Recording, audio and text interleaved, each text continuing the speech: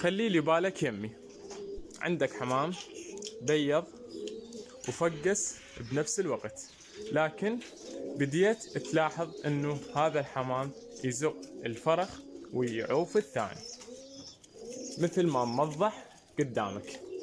يعني بديت تشوف انه الواحد من الافراخ جاي يكبر والثاني بعده صغير. انت راح تجي وتقوم انت تزق له وتتعب؟ لا، كل اللي اريده من عندك اللي تسويه هو شنو؟ قبل ما تخلي الاكل للحمام، تجي تشيل الفرخ الكبير، بعدين تنطي الاكل للحمام.